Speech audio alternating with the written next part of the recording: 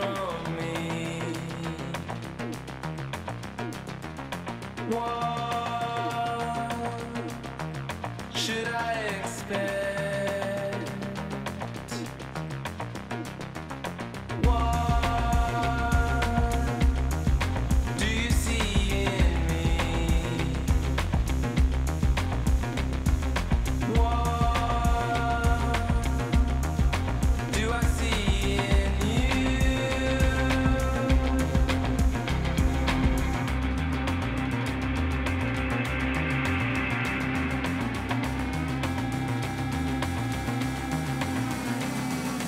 What have you been doing? What have you been saying?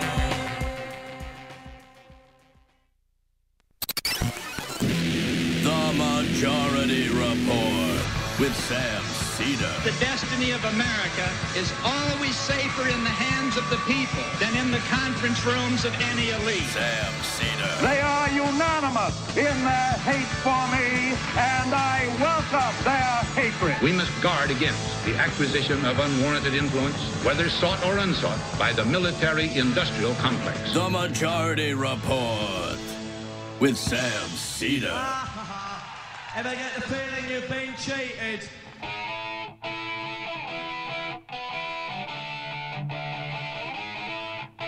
It is Wednesday, March 14th, 2018. My name is Michael Brooks, and I'm Michael Wednesday, and this is the five-time award-winning Majority Report. We're broadcasting live steps from the industrially ravaged Gowanus Canal in the heartland of America, downtown Brooklyn, USA. On today's program, Christy Thornton, professor in sociology at Johns Hopkins University. We're discussing Mexico's elections set for this summer. Andres Manuel Lopez Obrador, he's a left candidate. He's in the lead, but he brings some problems as well as some significant opportunities. We'll get into that race, the context of Mexican politics today with Christy Thornton. Paul Manafort, he might spend the rest of his life in prison, and that is not a bad thing. If there's going to be one person who spends the rest of their life in prison, might as well be him. The family of Seth Rich is suing Fox News over peddling conspiracy theories about them. Elizabeth Warren is causing some indigestion for Chuck Schumer, who would like her to stop personally calling out the useless corporatist 17 Democrats who voted to make predatory lending easier and high-stakes risks that led Wall Street to melt the economy more likely. Turkey pushing into Afrin, attacking Kurdish regions as Kurdish forces moved back from fighting ISIS to an attempt to protect themselves. The State Department rejoices in the downfall of Rex Tillerson, but fears what comes next. And students across the country march against gun cartel violence. And the great Stephen Hawking has passed not only a brilliant scientist, but an eloquent advocate for the NHS and other essential causes of justice. All that and more on today's Majority Report. Me and Matt Leck and I here. Let's start with what is big news. It hasn't been officially called by the AP yet. There will be, I believe, an automatic recount because about a little over 641 votes as of this morning separates Connor Lamb from Rick Saccone, the hapless Republican candidate. This is a big deal. This is a district that Trump won by, I believe, 20%. Mitt Romney won. Connor Lamb is likely to hold and leads right now. A Libertarian candidate drew about 1,300 votes, which is the first useful thing that a Libertarian has ever done. This is a big deal.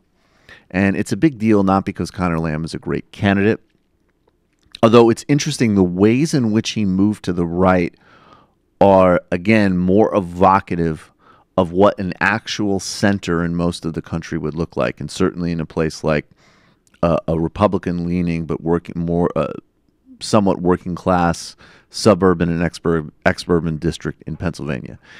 He ran to the right on abortion. He neutralized Nancy Pelosi as an issue. He was pro-fracking. Bad positions. He attacked Saccone on cutting Social Security and Medicare and had a strong relationship with the unions. That is where, unlike the myth of the Morning Joe Bloomberg complex, the Clinton thing, this notion that the center is socially progressive hedge funders. The center is the opposite in most of the country. It's economically populist and more to the right on some social and ecological issues. Doesn't mean that we don't fight on those issues, but that's the actual reality of the terrain. He also ran against Paul Ryan, which is great. We want to see that everywhere. Nationalize Paul Ryan's war against 99% of Americans. It's a big deal. And here are our favorite dummies on TV telling you it's not a big deal. Where the special congressional election they held yesterday in the 18th district, too close to call. A razor-thin margin separating those two candidates right there. But one is already declaring a victory. Right. Let's go out to Eric Sean, because, Eric, this looked like a blowout for a while. Conor Lamb was in the driver's seat. It was just a matter of blowing up the balloons. And then what happened? Well, this happened. Virtual tie. Here's the headlines this morning here in Pittsburgh. It remains that way right now, Brian, although reports say it looks good for Conor Lamb, but it's very close. That is such an unbelievable. Okay, let me just quote now from Reality. Do you have another one you wanted to play? Okay, the idiocy continues. This is after it became a little bit more clear that Lamb was probably going to be the victor. Okay, here we go.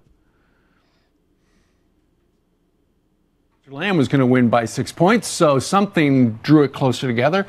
If you believe in polls, maybe it was the president's visit and the visit from the Trump family. Nonetheless, too close Democrats to call. are definitely looking at that, saying, what is it about this candidate that people like? Because we got to continue this. Well, Britt Hume said he was cute a couple of nights ago. He is very, handsome. And that's where I go to. He's young. He's a Marine. Yeah, you go to Britt Hume. I go to Britt Hume to find out what policies matter and sometimes who's the cuter one. Cuteness. Right. Absolutely. Cuteness counts. Yeah, a lot going on there.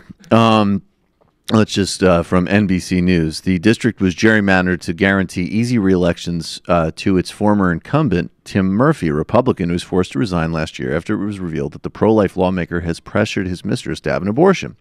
Republicans sounded alarm as early as January and began dumping millions of dollars in a race to boost Saccone.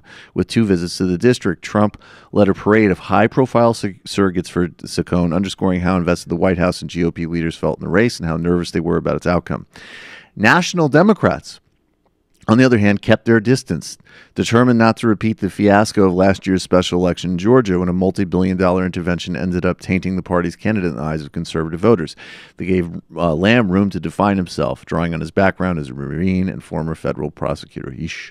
So, the reality is that it was a Republican district. I believe it was a plus 11 Republican district, which is not even a lean. That's Republican. Murphy had it. Hadn't faced serious challengers in quite some time. They say there's something like about 120 districts that are about that competitive or less. So that's the type, right? That is the type of result that, and don't get complacent.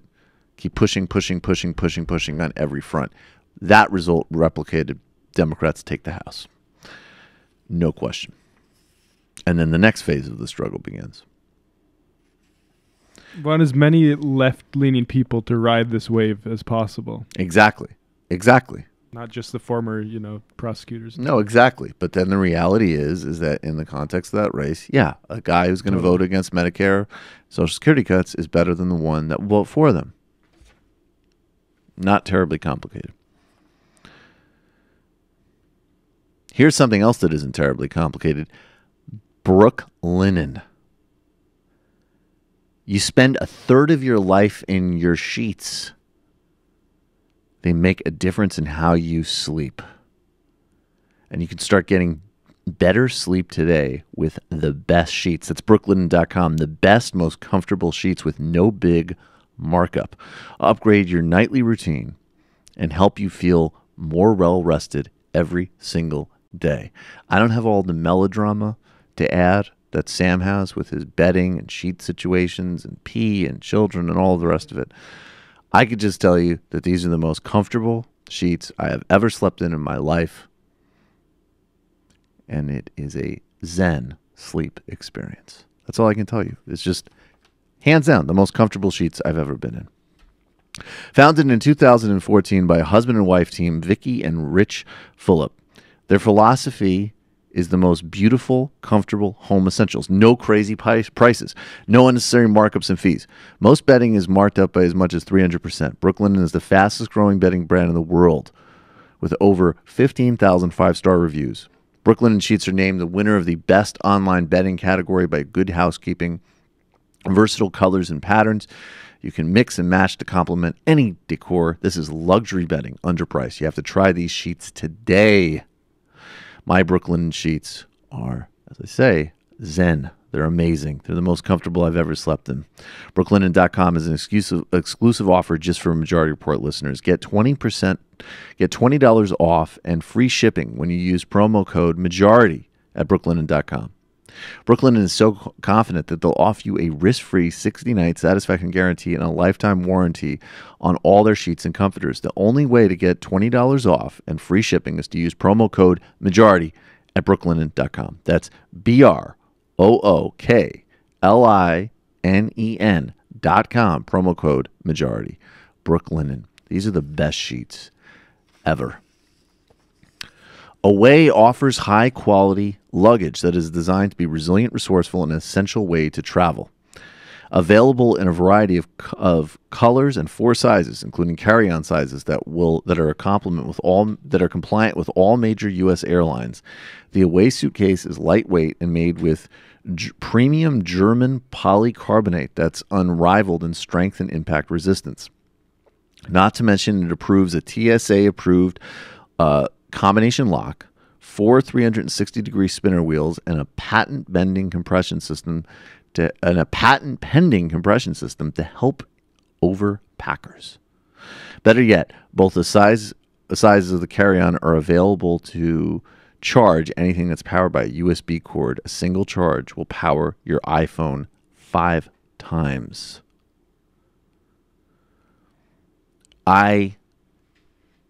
Try out Away for 100 days. Vibe with it, travel with it, Instagram with it, and at any point, decide if it's not for you.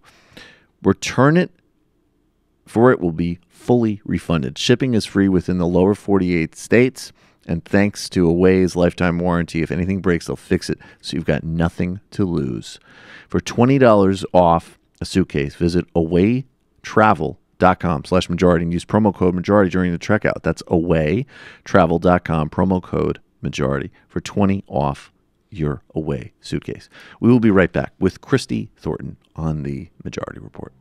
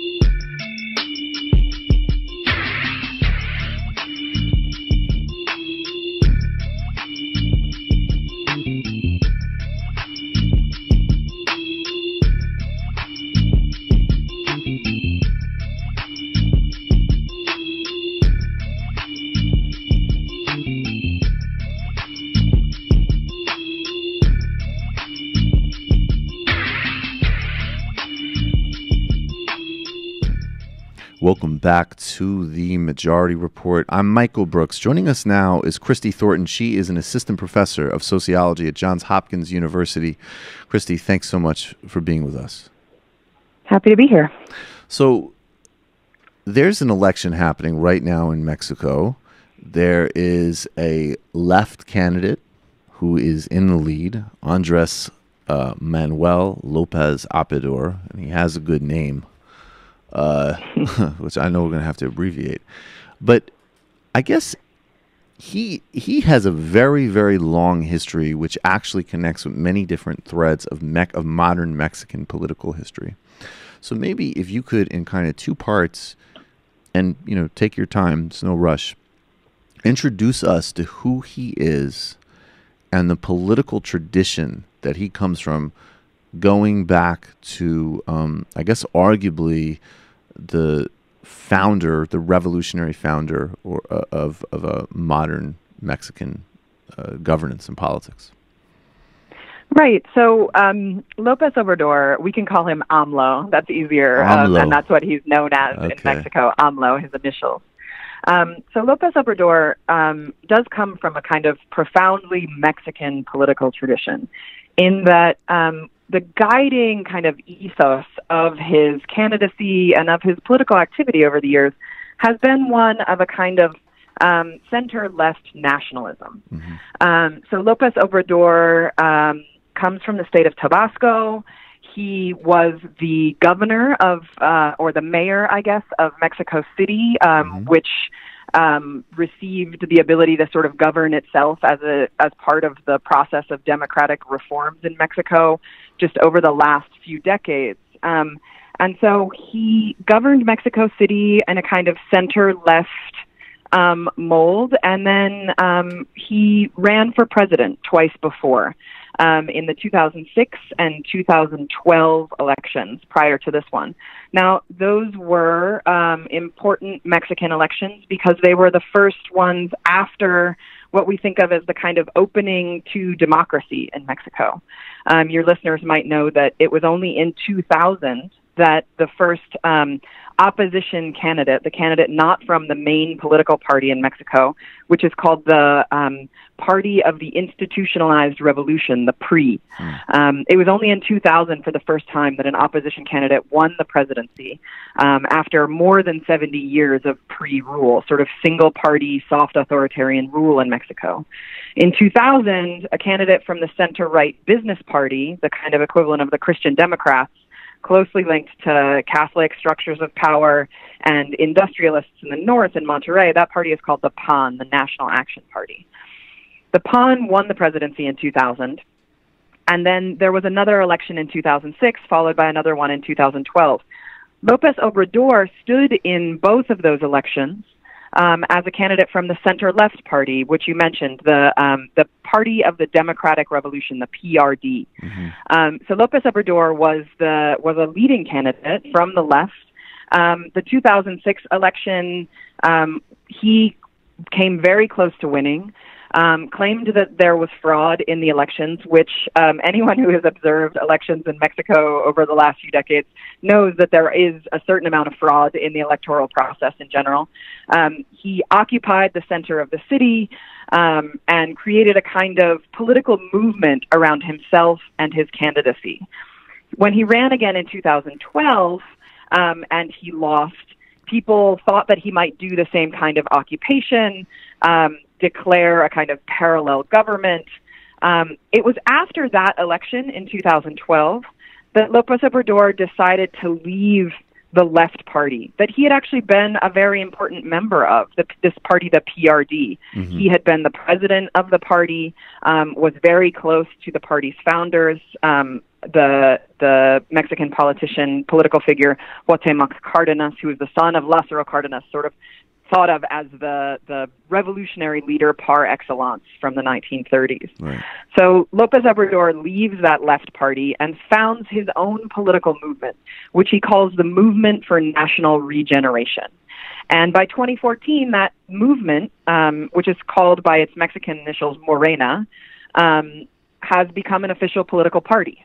And so now López Obrador is running for president under the banner of this new party that he has created himself, Morena.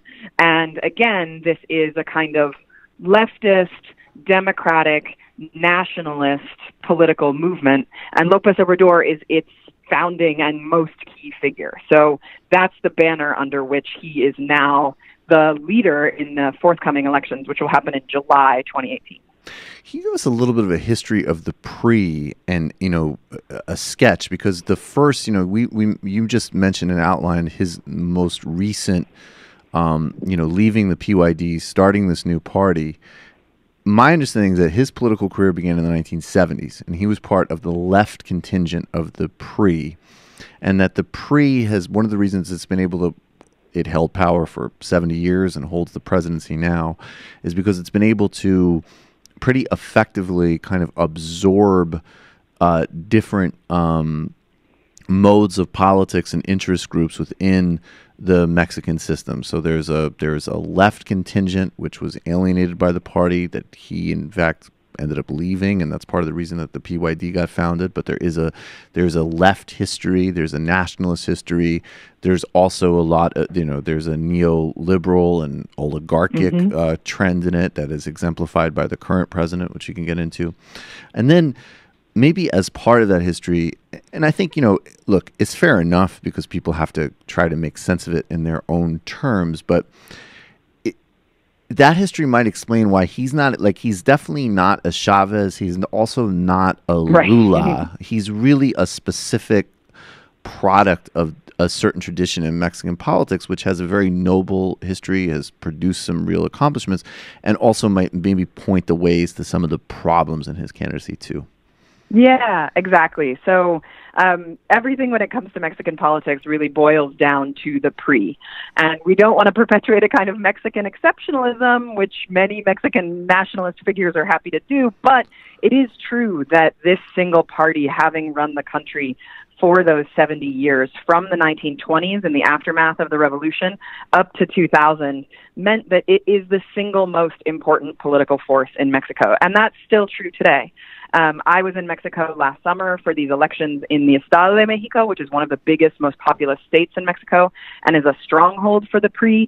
And what I saw there at that moment really could have existed at any point over those 70 years of history or since.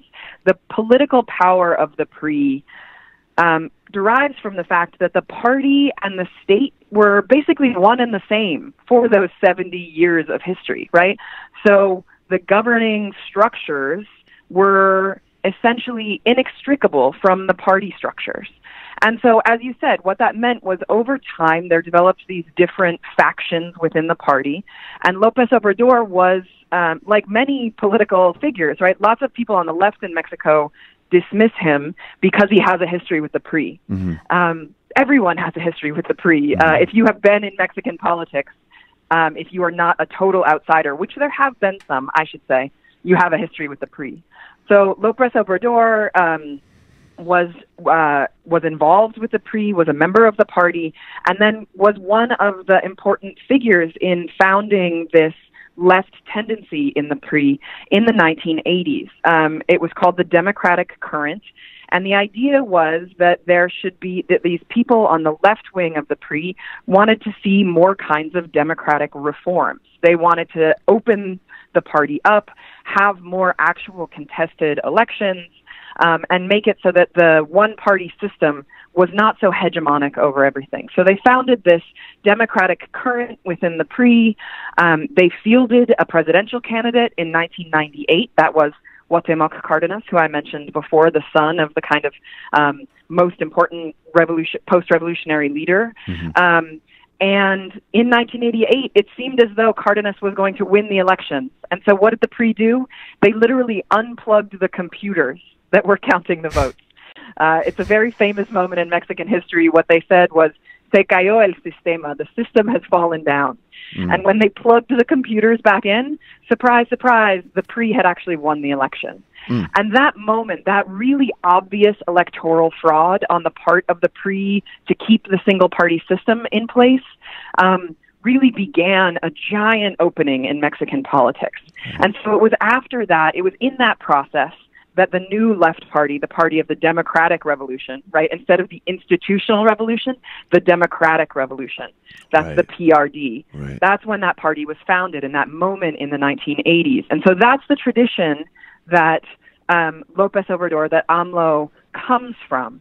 Now, what has happened to that party, to the PRD, over the last maybe 20 years, is that it itself, much like the PRI, has developed these different currents within it, and it has actually been governed. It has been led by a kind of right-leaning, centrist faction who are known as the Chuchos. So the people with power in the PRD, up until the 2012 election, and even since, have been these sort of more right-leaning people. So it's confusing. You have the left-wing party, but the right-wingers in the left-wing party have been the people with power. And so that was one of the things that happened after the 2012 election, and then especially after the Ayotzinapa crisis, where those 43 students were kidnapped and disappeared. Can you? We talked about this on this show, but just give people, just give people up to date on that briefly, because I know that that's very significant and a major reason why PYD is sort of lost real credibility on a number of levels. Yeah, absolutely. So one of the things that happened in that moment, it was in late September of 2014, these 43 students who were on their way to Mexico City for an annual protest were disappeared by state security forces, probably in cahoots with local narco-trafficking gangs. The local mayor and the governor in the region where that happened, the town mayor and the state governor, were both members of the PRD, were both members of the left-leaning party. And so after that moment, it became clear that with these kind of right-leaning chuchos in power, with this having happened there and there being no accountability at the local, the state, the national level, that the PRD had lost a great deal of its legitimacy. And so its most important members, Cuauhtémoc Cárdenas and Andrés Manuel López Obrador, AMLO, left the party. And AMLO had founded his movement for national regeneration, and then that became his own political party in 2014. So the PRD, because it has this right-leaning sort of centrist faction in control, and its most important members, its founders, have left, it is really kind of unmoored. And that's important in this election because the PRD has actually decided to enter into a coalition with the right-wing Catholic Business Party, the PAN. So the number 2 candidate in the forthcoming election is Ricardo Anaya, who is the candidate of this coalition between the left and the right party, between the PAN and the PRD. So politics in Mexico right now, I think, feels a little scrambled in this way. You have the sort of our traditional understandings of who's left, who's right, how these things should work out have been kind of scrambled by the creation of this new party, Morena, and by the total evacuation of legitimacy from the PRD. And this also, because we'll drill down maybe into some of the promises and problems with AMLO now too, because, and then we'll get to the, potential of regional and U.S. interference to the extent we know anything, because that's always important to talk about, for these elections, particularly in Latin America, I think. But so two things kind of leap out at me with this. I mean, one, so he comes from this distinct tradition, we can call it, where it's sort of like it's a left nationalism, and even though he's been much better than many other political leaders, it seems fair to say, on things like corruption and following through with certain social provisions and public investment, he still comes from this sort of like model of you can see like these kind of broad sets of alliances and using the state to build and solidify coalition. So even as the left party he left has made an alliance with the center-right, the PRI, of course, also has its own candidate, although I would imagine the PRI, after they've returned to power in the last 4 years and under Peña, who I know I'm mispronouncing that, has been really disastrous. I imagine they're in a tough position electorally. But What AMLO has done is he's actually entered into his own odd coalition. And I just wonder about the class dimensions of this, because he's actually formed a partnership with an extreme evangelical tendency, which has sympathy for his commitments to ending corruption and expanding social services, but is very, very socially reactionary. So even though he presided over Mexico City, which moved forward on things like reproductive justice and equality, on those types of for gay and lesbian people, nationally the country is still more to the right on those issues. So I guess also, like, does that also reflect that if the PRD and the PAN have united on this center-right, center-left axis, is that basically we're just on an upper middle class continuum? And is AMLO basically saying, like, I'll do the real bottom-up campaign of left activism, but also evangelical? Does that reflect just a different class base? And that's a really interesting question. Yeah, I think that would make sense, but it's really not the case. Okay. So obviously, the PAN, is the party of Mexico's industrial elites. It has long been. It's a party that was founded in the 1940s and has been the kind of Catholic business party in Mexico. So they have long represented, especially industrialists coming in the north. The PRD definitely had a much more concerted focus on Mexico's working people.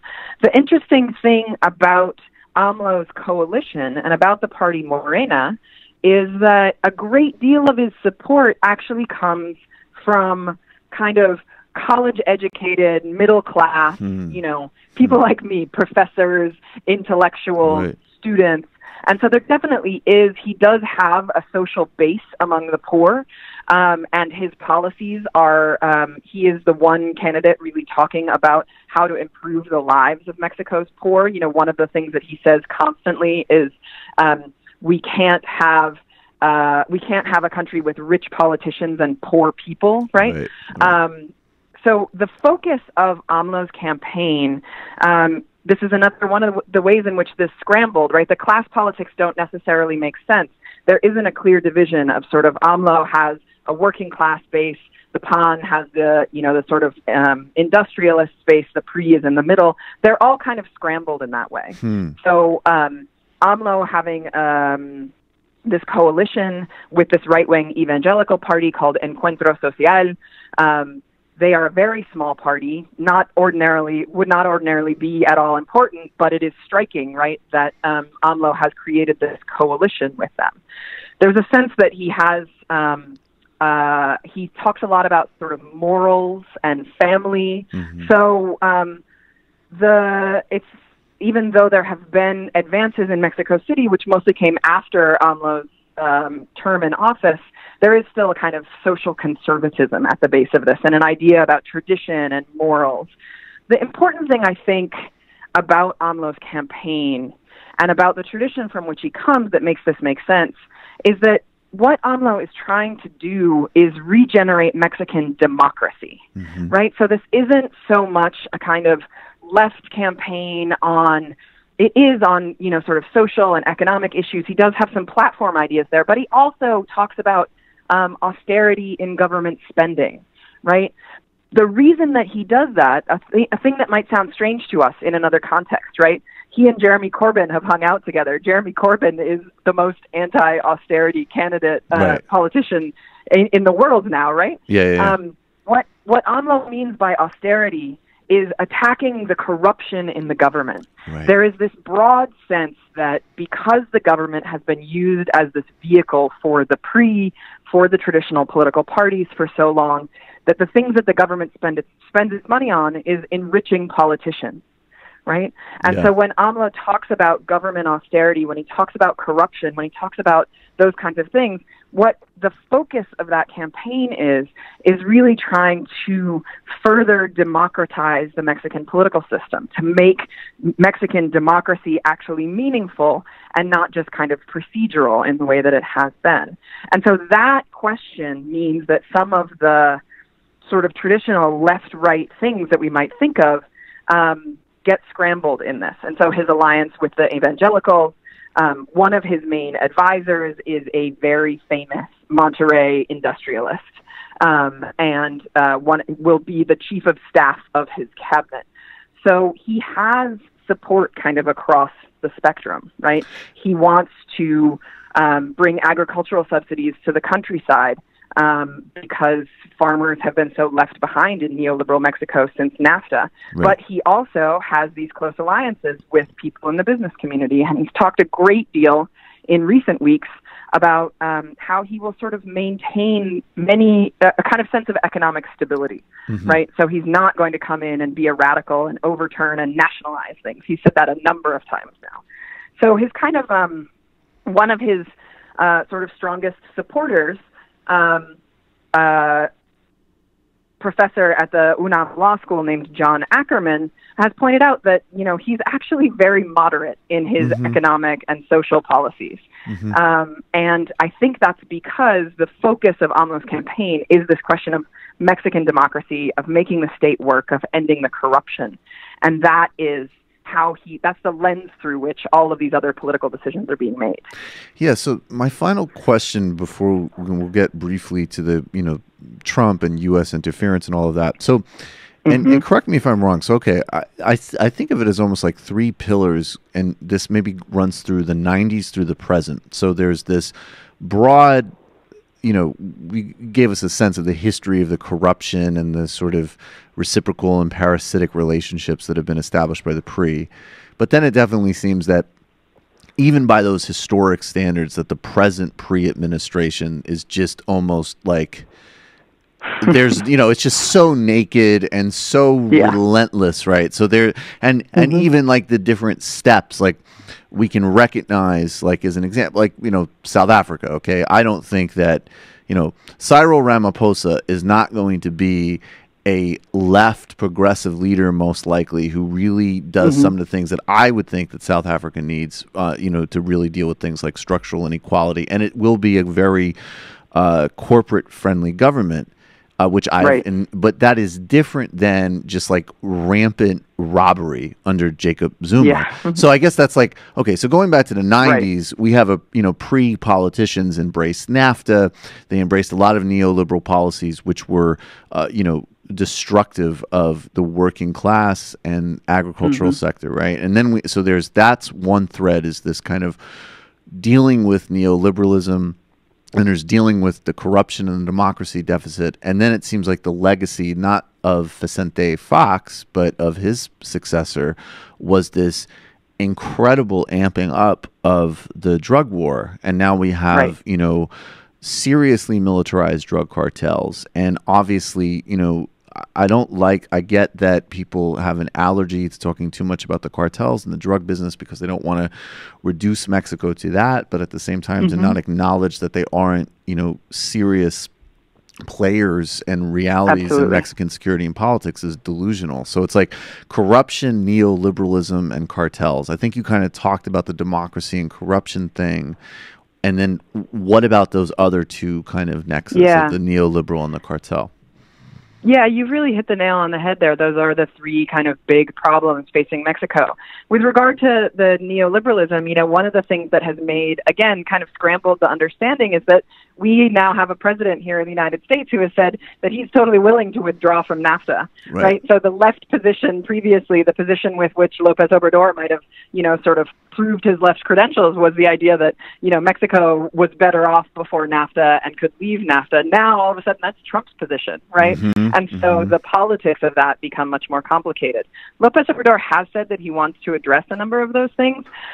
Early in his campaign, he was, for instance, very against this set of kind of deepening neoliberal reforms that Enrique Peña Nieto has put into place, opening, for instance, very importantly, the National Oil Company to investment by private oil companies from the United States and elsewhere from the UK. So López Obrador initially was very against this, talked about canceling those contracts, and in the last few months, he has sort of moderated that position. He has said, we won't cancel any contracts that actually exist. We probably won't draw up any new ones. We're going to review them and make sure that they're good for the nation. he wants to, for instance, give more subsidies to people in rural areas, and he uses the United States as an example of that. You know, agricultural subsidies are massive here, and American farmers and business. He said there's no reason that Mexico shouldn't be doing that as well, right? But he doesn't want to raise taxes to be able to fund that. On the question of sort of neoliberalism and what his economic policies will be, I think there's a kind of mixed bag there. And he's assembled a coalition of people in what he has proposed as his cabinet who have differing ideas about that. So that's one that, you know, will sort of will remain to be seen if López Obrador is elected, sort of how the coalition that he's put together on economic issues will actually work to change economic policy in Mexico. With regard to the drug war, that is obviously another massively important piece of the puzzle. And that is one where Mexico can't really act alone, right? So there are a couple of things that are really important here. The first is that one of Enrique Peña Nieto's kind of parting gifts for the Mexican state is he recently saw through the passage of this very draconian law of internal security that basically the way that the military has been being used in the drug war, deployed in the streets as a police force since 2007, since the administration of Felipe Calderón, was illegal. You know, in much the same way that it's illegal here, you know, with the military is supposed to be used for things outside of the country. The police are supposed to be domestic. So the use of the military in policing the drug war since 2007 has been more or less not sanctioned by Mexican law. And so they wrote a law to sanction it. They wrote a law that basically will keep the military in the streets as the sort of police force indefinitely. And this is something that even high-level leaders in the military have questioned in Mexico. But what this means is that there is now a kind of legal mechanism for the military to continue being the means through which the Mexican state addresses the drug war. And we know that that has led to, obviously, you put the military in the streets, you get militarization. And so that's where more than 100,000 people have died. We have something approaching 30,000 forced disappearances in Mexico. So the use of the military, this law of internal security, is something that is really dangerous and difficult. There are parts of Mexico where the drug war violence is incredibly high, and especially in places where new kind of upstart cartels, there's one called Jalisco New Generation, that are battling for turf from the cartels that have been kind of decapitated by the U.S.-led strategy. So when El Chapo Guzman went to prison, the Sinaloa cartel lost its main leader, and some of its subordinates began sort of fighting for power, and then other cartels began fighting with them. So those power struggles have been incredibly devastating in particular regions of Mexico, and that question of security is something that's really important. López Obrador has given some indications of how he wants to address that. He has floated the idea that there might be a kind of amnesty program, that if people come forward and agree to sort of lay down their weapons, that they might be pardoned. That obviously got him hammered from the PRI and the PAN candidates. And so that question, I think, is a really difficult one, because it's one where obviously the United States is supplying the guns, it's supplying the money, and it is the market for the drugs. And so with under a U.S.-led security strategy where this push towards militarization continues, the Mexican government is really constrained in what it can do and what it decides it wants to do. So that's one where having Trump in office, if López Obrador wins with Trump in office and his kind of bellicose anti-Mexican stance, with regard to Mexico being the kind of purveyor of the drugs, as though, the United States isn't the market, that is going to create a really difficult situation for whoever takes the presidency, AMLO or otherwise. Yeah, we're totally hopeless, I mean, they just bring it. What are we going to do? So final thing to just explore in the last couple of minutes. Obviously, I mean, even in Venezuela right now, and this is make no comment on the performance of Maduro, There's no doubt that the United States is engaged there and has an interest and has, opposed left governments in a variety of ways, overt, covert. We have, obviously Trump in his, being overt bigotry and all the rest of it.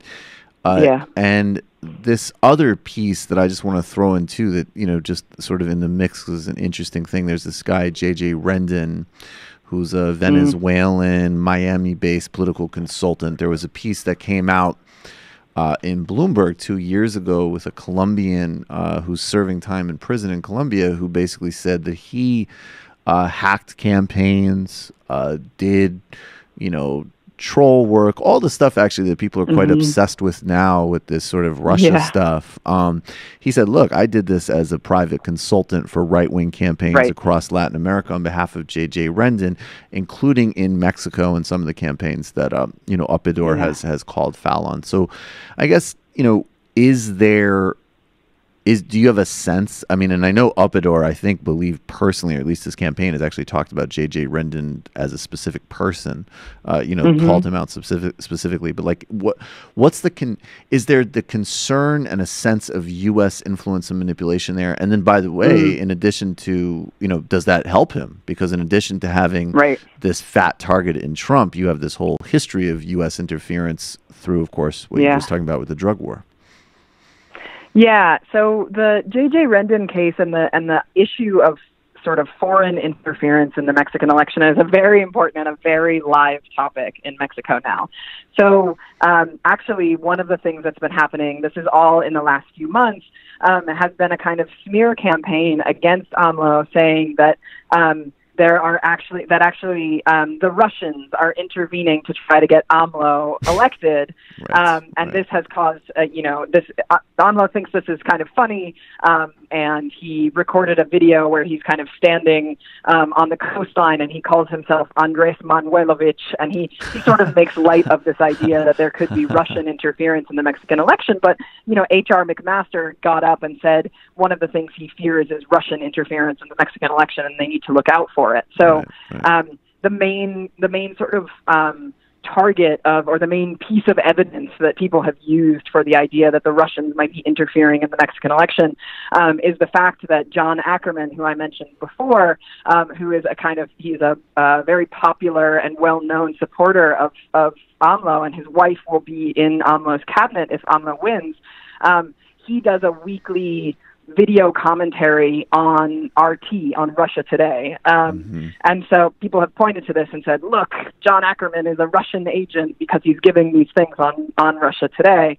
To which John responds, no one ever tells me what to say. No, they have no influence over me. This is just a social media platform. J.J. Rendon himself, actually, so as you mentioned, this kind of Venezuelan political consultant, J.J. Rendon himself gave an interview to a Mexican news magazine in which he said, I will do everything in my power to make sure AMLO is not elected. And so that's real power. Sort of concern, so the concern over the role of J.J. Rendon comes directly from J.J. Rendon saying that he intends to mount a campaign against AMLO. And an important part of that is this kind of idea that that the Russians are intervening, that the Venezuelans are intervening, that there is this kind of, that Mexicans would not themselves vote for someone like AMLO. It would have to be foreign interference. And to me, for my part, it seems to me that all of these attempts from the highest levels of the U.S. security apparatus on down to these kinds of private contractors like Rendon, really demonstrate that the sort of concern over foreign interference is a form of foreign interference itself, right? That this is the means through which the U.S. is trying to influence this election. I don't think Trump himself cares. I don't think he knows the difference between any of the Mexican political parties. I think it's a super safe bet. Any of the questions of but the U.S. ambassador to Mexico just stepped down. Long time career diplomat Roberta Jacobson, she was a kind of voice of calm between the two governments. She just left. She said, you know what, I can't do it anymore. I can't represent Trump. She's out. So I think that opens the door to these much more without the kind of steady hand there, the kind of old hat of trying to keep things in the consensus that had long operated, which was definitely a neoliberal consensus, but one that, theoretically was interested in promoting democracy. Now you see the kind of more naked face of democracy promotion, quote unquote democracy promotion, that the United States has done around the world, since the Cold War. So the National Endowment for Democracy in December put out a big study about Russian and Chinese influence in Latin American elections. Right. This notion now being promoted by the U.S. government that the problem is other governments interfering in Latin American elections is obviously, to the Latin Americans, sort of laughable, given the long history of U.S. interference. So we'll see. Social media is hugely important in Mexico. Everything happens on WhatsApp and Twitter, and so the potential for misinformation is very high.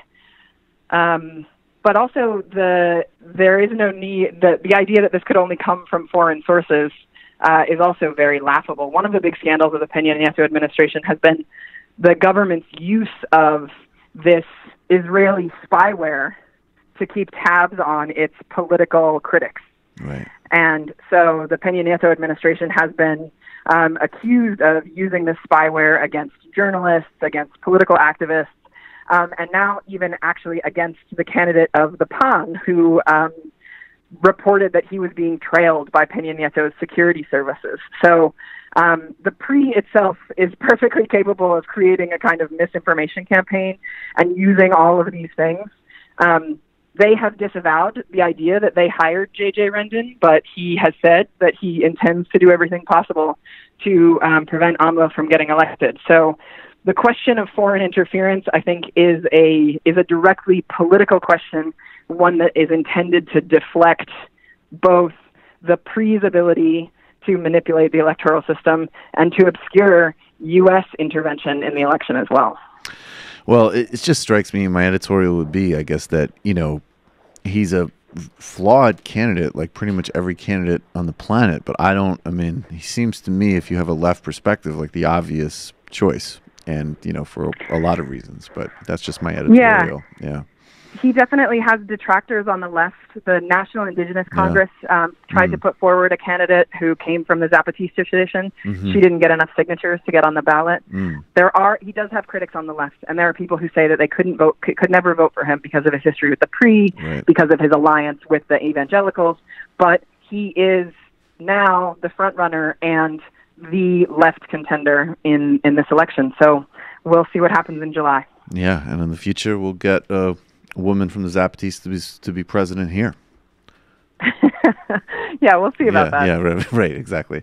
Christy Thornton, she's an assistant professor of sociology at Johns Hopkins University. I really appreciate your time as always. Thanks so much. Thank you. All right, folks, we are going to go to the fun half. 646-257-3920. 646-257-3920. The IMs are on. A lot of sound to get to. Become a member of the Majority Report. Majority.fm/become a member. That's how this show happens. JustCoffee.coop. Fair trade tea, coffee, or chocolate. Use the coupon code MAJORITY.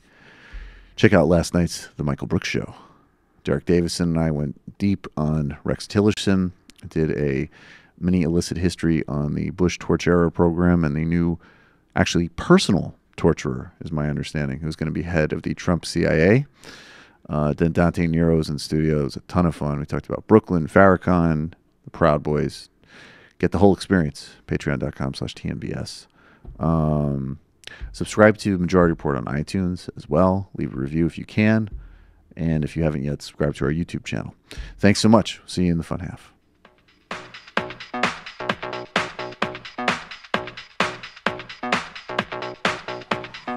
C'est une poupée qui fait non. C'est une poupée qui fait non. Toute la journée, elle fait non. C'est une poupée qui fait non. Toute la journée, elle fait non. C'est une poupée qui fait non, non, non, non. Toute la journée, elle fait non.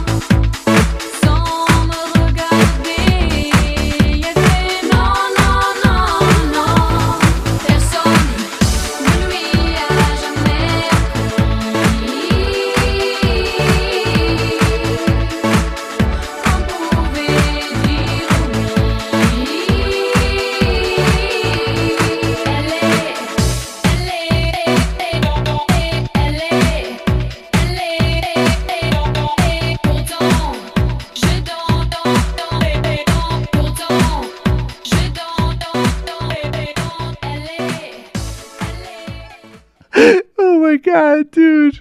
We're on the foot. We were just doing Mexican Jimmy Dore, and then I see an IM pop up with the. It's great audience symbiosis. Let's see. Don't vote for AMLO. Find a candidate with a Verde New Deal.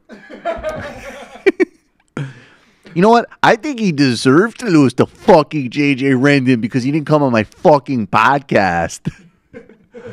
Want to vote for AMLO and be a fucking sellout?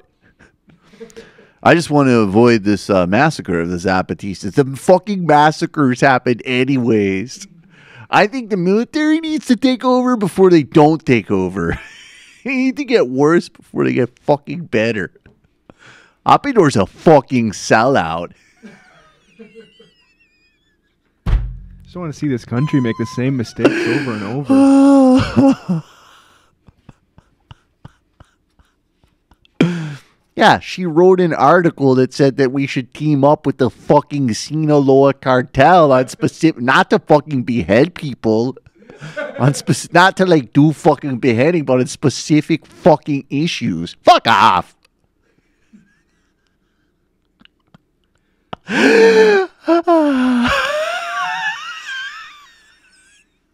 That's rich, man. See, by the way, the 95% of why that comes up is because of you. You people ask about it. And then the extent to which... We just do it off mic. We do it off... Yeah, and then it's great comedy. My allegiance at the end of the day is to the laugh. Stephen Hawking. Let's start with that. Stephen Hawking passed away yesterday. He was fascinating. I won't pretend that I understand this. But this was fascinating. Hawking's first major breakthrough, I'm quoting now from The Guardian. Hawking's first major breakthrough came in 1970 when he and Roger Penrose applied the mathematics of black holes to the universe and showed that a singularity, a region of infinite curvature in space-time, lay in our distant past, the point from which came the Big Bang. Penrose found he was able to talk with Hawking even as the latter's speech failed. Hawking, he said, had an absolute determination to not let anything get in the way. He thought he didn't have long to live, and he really wanted to get as much done at that time. That was in 1970, so that's awesome. Up living till 2018. So, obviously... That's a good innings, as the Brits say. Indeed. So, obviously, a brilliant scientific mind, and an open one, too. Obviously skeptic, not religious, but really his public interventions on those questions I thought owed more to Carl Sagan and that sort of cosmic openness and endless inquiry than some of the sort of dogmatism that we see in the off-putting atheist pop culture. Just an incredibly admirable, amazing guy. And he also had deep, profound, and strong and personally grounded political convictions. This is Stephen Hawking speaking in August 2017. He's attacking Jeremy Hunt, who at the time, and I think he actually still is, was head of the health service in the Tory government. Now, of course, the Tories are, under Cameron and May, have implemented relentless, brutal austerity, which has increased poverty and inequality in the UK, and they have also schemed to privatize, undermine, and deter the National Health Service, which is a unbelievable global accomplishment and incredible service that all UK citizens enjoy. And Stephen Hawking intervened in August 2017. Wouldn't be here today if it were not for the NHS. I have received a large amount of high-quality NHS treatment, without which I would not have survived. I have had a lot of experience of the NHS, and the care I received has enabled me to live my life as I want, and to contribute to major advances in our understanding of the universe. It is important that care is available without any of the added burdens for people that come with private health insurance. Hunt has cherry-picked research Speaking as a scientist, cherry-picking evidence is unacceptable. Public videos abuse scientific argument, citing some studies but suppressing others, to justify policies that they want to implement for other reasons. It debases scientific culture. That actually is not only the perfect moral case, that's the perfect summary of all conservative and neoliberal policymaking. Cherry picking, and at least I guess in the UK they still are cherry picking. They don't do that here anymore. They just lie. But the cherry picking of evidence, the distortion of reality to fit a pre-existing agenda to favor the wealthy and the privileged is conservative policymaking, is neoliberal policymaking. That's the purpose. He laid it out perfectly there. And of course, it debases humanity, it debases science, and it debases our culture. And I would also like to add, fuck you, Jeremy Hunt. It's interesting to me how some people go right and that are interested in science, because that's really what drove me to the left, like realizing what fossil fuel companies were doing about climate science, right? Things like that. Like I don't really understand how you don't go that way. I think part of the dividing line, though, is politics, because I think that is an awareness, like the people who have this scientism fetish don't ever think politically. They're the people that don't seem to have an understand, like they don't go to questions of like, well, who funded that research, or why, or how is this being deployed? I remember one time, I forget who wrote this, but somebody quoted some Dawkins line, and Dawkins basically, he's very Dawkins, like, if you want to believe that, if something to the effect, I'm grossly paraphrasing, but something to the effect of like, if you want to believe that jetliners are run on magic carpets, like, that's your prerogative, but we in science are going to do the actual research to figure out, how aerodynamics work or whatever. And the response was like, okay, well, of course, it's obvious that science and research and innovation established that industry and that scientific reality of air travel. But if you don't think that air travel was influenced by military spending, by business, by trade routes, I mean, you're looking at this thing in utter isolation of all of the collective things that push political, economic, scientific, and individual reality. So it seems to me that there's always this kind of that guys that, and they usually are guys that get really lost in that trap. They just have one metric for looking at reality, and they think it will solve for everything, and it won't. And they don't like any messiness that interferes with, that's why, he's far from the worst offender, and, he just does kind of irritate me a bit. But like the Neil deGrasse Tyson, like that neurotic need to like intervene at every arbitrary, like actually New Year's means nothing. It's like, well, right.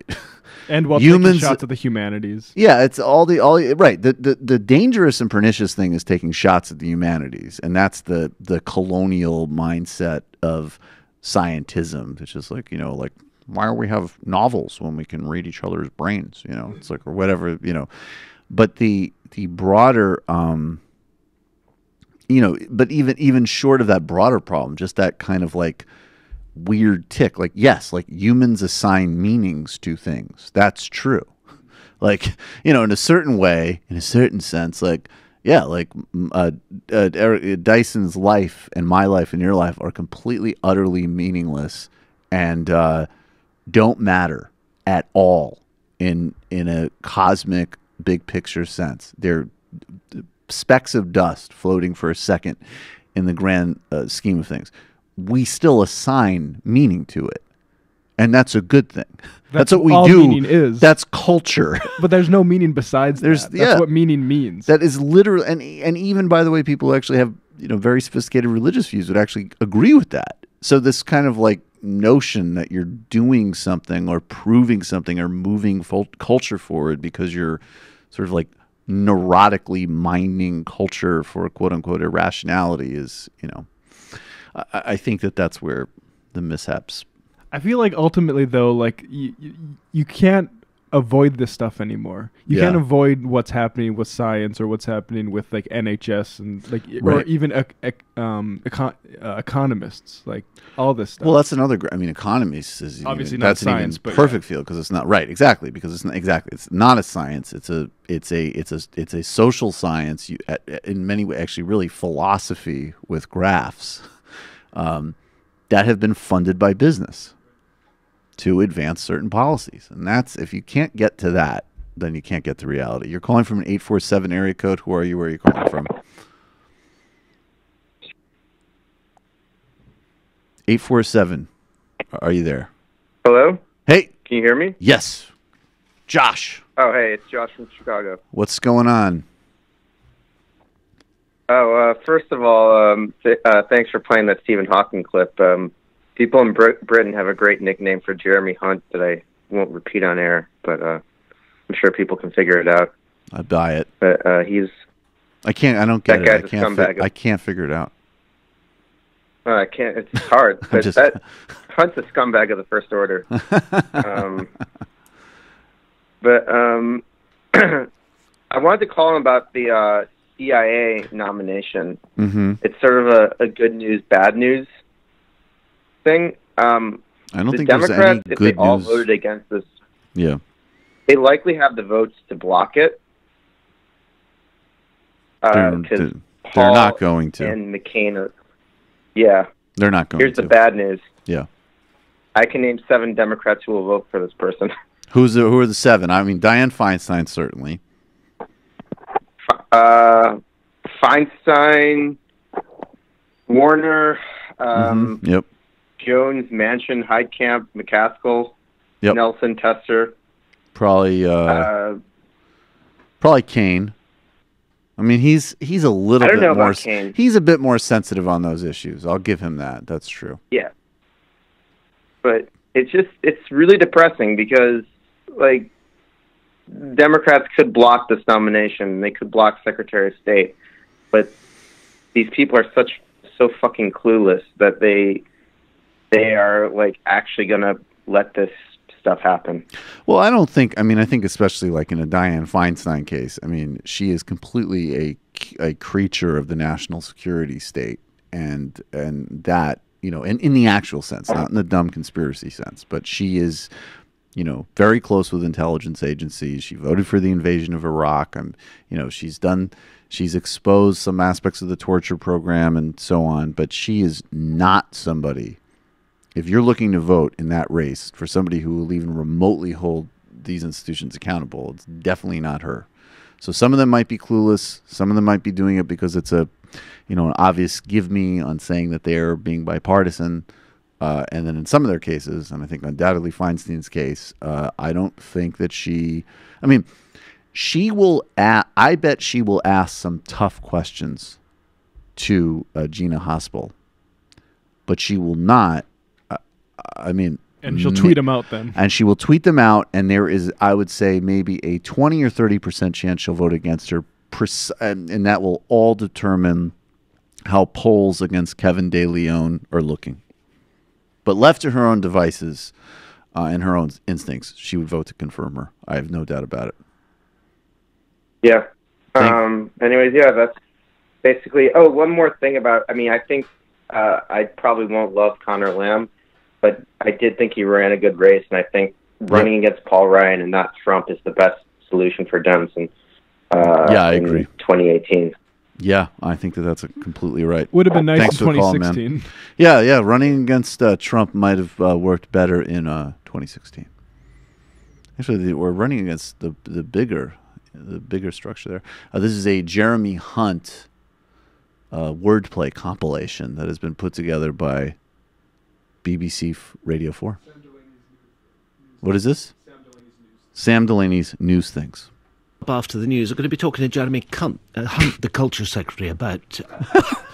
And the Health Secretary, Jeremy Hunt, is also expected to apologise. Circumstances changed. Mr. Hunt had to rapidly... The Health Secretary, Jeremy Hunt, The Health Secretary, Jeremy Hunt, says he's... The Health Secretary, Jeremy Hunt, has described it. The Health Secretary, Jeremy Hunt, according to the... Health Secretary, Jeremy Hunt, has said the NHS front... And that's going to be Jeremy Hunt looking after the health service. Somebody, somewhere in government, perhaps... the Secretary of State for Health. Jeremy Hunt, the Hunt. Jeremy, I'm not going to pronounce his surname because I might mispronounce it deliberately. A lot of BBC journalists subconsciously want to call him by his right name. I think some of those might have been conscious. Oh, some of those were definitely conscious. Some of the, like, I'm not even going to pretend to correct myself once. One of those, they started laughing before he even said Jeremy.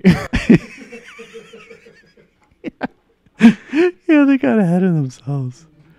You're calling from a 217 area code. Who are you? Where are you calling from? Hi, this is Cole in Birmingham. Hey, Cole, what's going on? Not too much. Is Jamie there? Nope. Oh, okay. Damn, there goes my first question. Okay. All right, my second question is, though, I saw you on Twitter yesterday throwing some shade at Elon Musk. Yep. So I was wondering, what's a good definition of, like, a quote-unquote good capitalist for you? Because Elon Musk, dead one. He kind of gets a pass. Dead one. Yeah. Dead. He gets a pass because I feel like thrown out of a window. People think that he's doing a good services or whatever with the money that he has. But is there something that capitalists can do that's philanthropic or whatever that gives you a pass?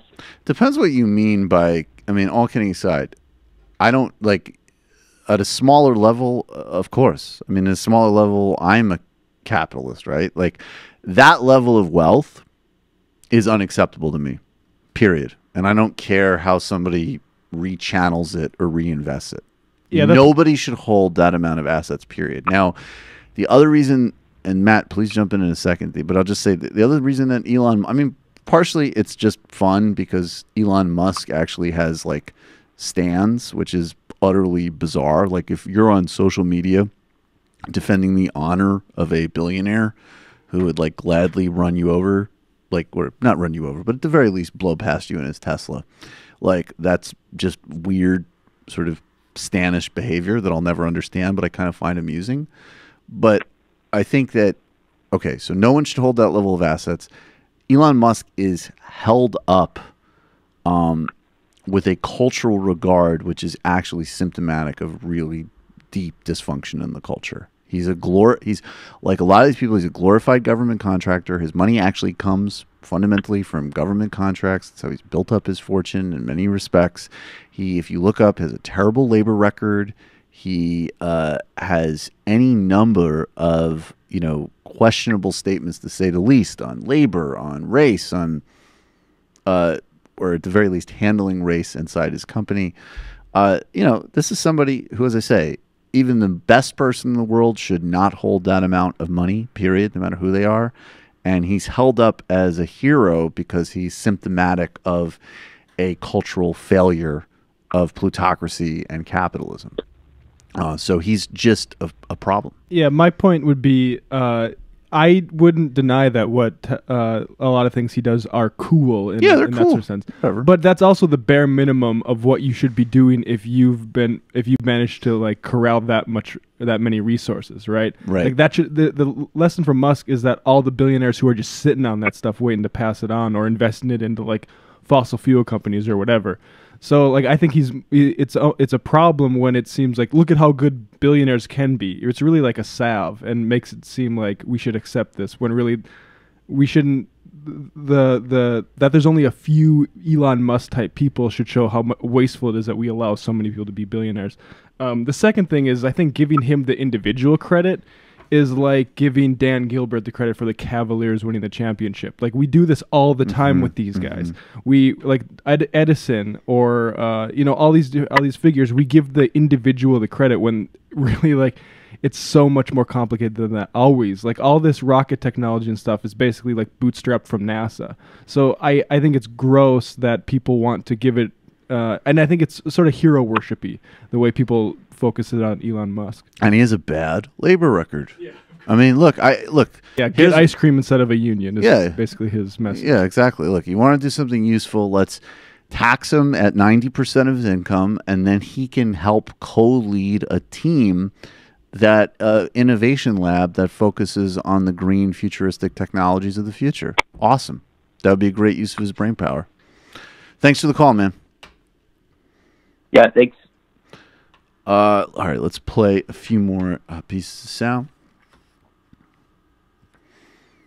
This is Charlie Dent, who I believe is retiring. He's a Republican from Pennsylvania. He's talking about Tillerson's exit at the White House, and the reason that Republicans, that the Trump people are having trouble staffing up the State Department. The answer will not surprise you. Quickly, while I have you, Secretary of State Rex Tillerson, as you know, was fired yesterday. It came as a surprise to him. He says, does that shakeup cause you concern? Yes, it does. Rex Tillerson is a good man, and he was dealt a very bad hand. And he, didn't play it particularly well. He was really never set up for success. I mean, he walks into the office and he gets a 30% proposed cut to his budget. He can't hire anybody. He gets undercut by the president on diplomatic issues like North Korea. So he was always in a tough spot. So I'll tell you what, this is the State Department right now, they don't have enough qualified people there because many of the top Republican foreign policy officials and national security establishment types were disqualified from serving because of comments they made about candidate Trump. So I'm concerned. I didn't like the way Rex Tillerson was fired. I thought that was very deplorable, unfortunate the way it happened. So there's a lot of chaos and anarchy, and this is just more of it. This type of instability and uncertainty is really not helpful for America or for the administration. Yeah. Fair enough. Apparently, of course, Steve Bannon is celebrating. I read a report that he texted out globe emojis when Cohen was out because he really wanted to underscore how happy that made him. And he's thrilled about Rex being gone, mounting his comeback weeks away. No globe emojis for Rex, though. I wonder what the difference odd. is. I haven't heard the globe emoji story with Rex. Yeah. What is different between these two people, a Texan Christian and a New York Jew?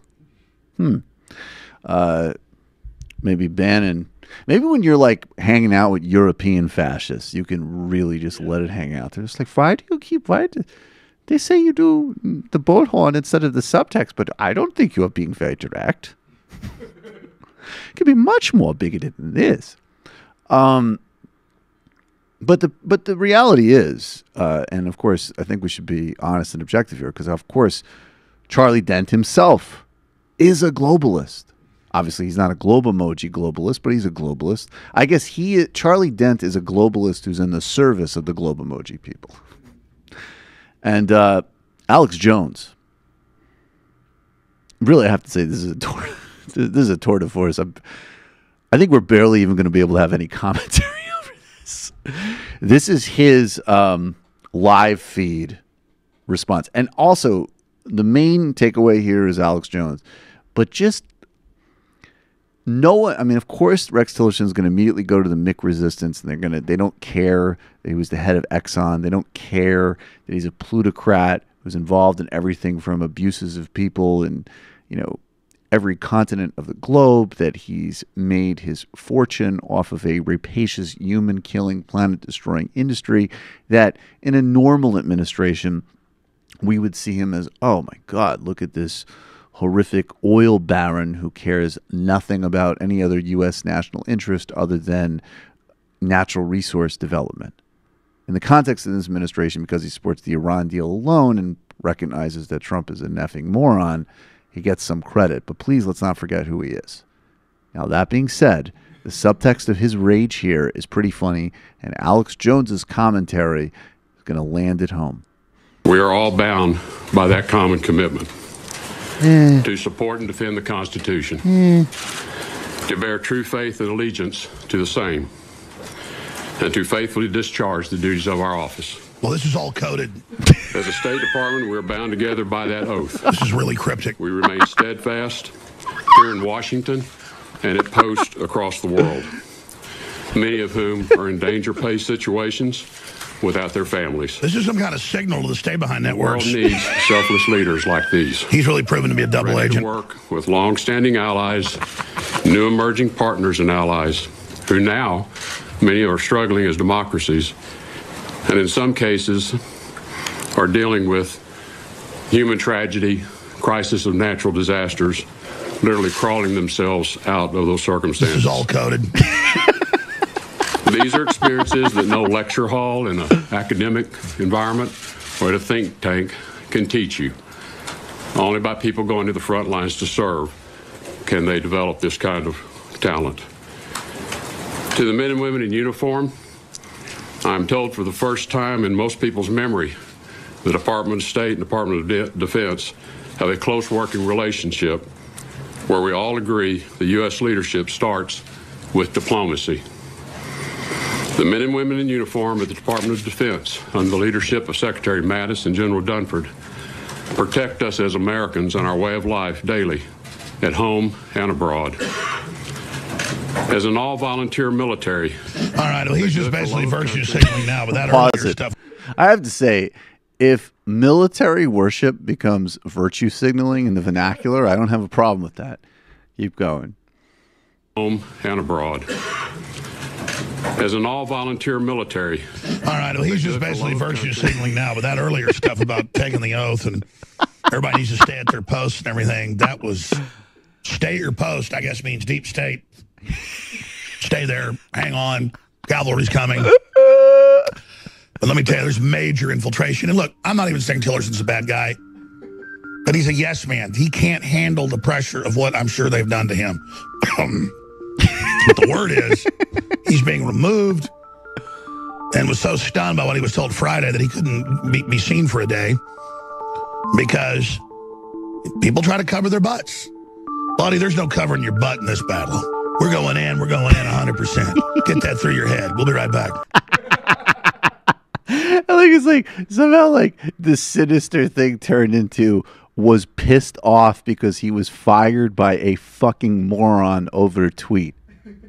Turned into like, you need to get the secret code to tell the globalist deep state infiltrators to stay in their post. Was translated. Looks like, and the oath that he's talking about that they signed, that secret thing, yeah, it's the Constitution, which I thought Alex Jones was pretty jazzed about. I thought I love all that other stuff. He's just like, we have to help people that are dealing with famines. Oh yeah, it's a code. That's a very distilled version of what Alex does, though, because he's like, I'm going to play this thing and then tell you that you can't understand it. Right. Like you don't have the decoder ring to understand this. So I'm going to tell you that I'm on it.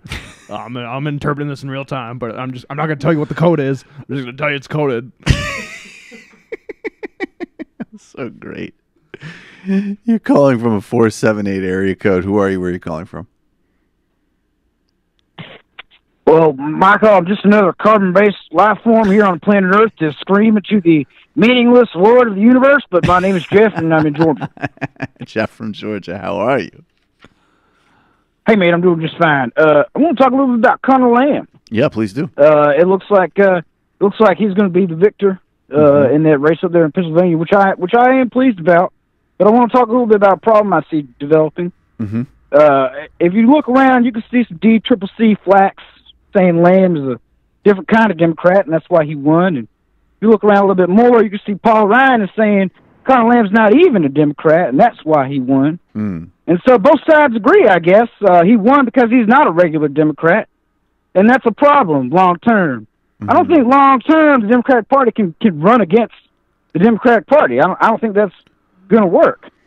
Let's talk about GOP primaries, because when there are challenges in GOP primaries, the language is frequently about how these representatives are rhinos and apostates, not sufficiently committed to conservative or Republican principles. And even on Team Democrat, when the chips are down, they do the exact opposite, and they run away from their label. And it's been like that my entire adult life. Well, unless they're smearing and Bernie. I think that's a huge problem. I'm not sure what to do about it. But I don't think that's going to be sustainable for a leftist agenda to go into effect. I would distinguish between those two things, because I think that what's happening inside the Democratic Party is different. Like Paul Ryan saying he's not really a Democrat, that's just spin. It's a humiliating loss. For That's what happens after you make 7 ads calling him Pelosi's rubber stamp, and then he runs anti-Pelosi, and that actually works for him. Yeah, exactly. That's just spin. In the Democratic universe, and that's what I tried to be, honest in the opening, which is like, look, on a lot of on fracking, on abortion, this guy's a right-wing candidate, and he's going to vote for a lot of things that we don't like if he does indeed end up getting sworn in, which it looks like he will. He ran, at the very least, a center-left, very traditional Democratic campaign, apparently, on some vital union issues and protecting Medicare and Social Security. So, I just think the bottom line always is that, and it's going to be a debate. I think the issue, abortion, marriage equality, believe it or not, the Democratic Party has actually moved. That is an area where the Democratic Party has just undoubtedly moved to the left, right? And there's not going to be, I'd be shocking if there was a frontline Democratic candidate for president that didn't support marriage equality in 2020. The contest space is in the left and the inequality and the economic agenda. And so we can even take that with this guy. Like, okay, well, what do you mean? Do you mean a non-traditional kind of Democrat? Like the exact inverse of what you guys have been sort of calling for? We can claim victories on our own. And also, look, the bigger implication from this race doesn't say that much about the Democratic Party. It says everything about the Republican Party. So, in response to that talking point, we can make the Social Security and Medicare point and the union point. The bigger point is that the reason that this race is even humanly possible is because of how unbelievably catastrophic Republican governance is. And, there's nothing new about that. And there's going to be some people, if Democrats take back the House, that are going to get into Congress, that are going to have D's by their names, that really suck. I think in the short term also, I think it's a really winning strategy to be an anti-Pelosi Democrat. That's how I would run if I was running in North Dakota. What do you have to lose by that? No, the Pelosi thing I don't care about. No, I care about this, the substance. I actually want to make a small distinction, because I agree with pretty much everything that you guys are saying. And my indictment's not really so much a Connor Lamb as it is the DCCC and other high-ups in the Democratic Party and affiliated apparati, we'll say, right, who trumpet this sort of thing as putting aside, like, policy positions, the language of, trashing your own brand over a long period of time, which, and this shit ain't new, man. I feel like this was happening in 2006, too, where, they put out memos to candidates to tell them, like, keep your partisan affiliation on your website. If it's on there at all, put it small and on the bottom, and try to avoid labeling yourself as a Democrat at all. That's literally what they told them to do in 2006, and they're still on this train, it seems to me. Yeah, I think... And it's maybe not the most important thing in the world, but I see huge implications down the road. I don't know. If we continue that strategy, that's all. I don't know, because I think, part of it, look, of course, Democrats in general, first of all, Democrats are not anywhere nearly as ideologically uniform as Republicans. And there's plenty of people inside the Democratic leadership that, look at Chuck Schumer. Chuck Schumer is totally transactional and horrific on certain issues and, decent-ish on others and basically just an operator.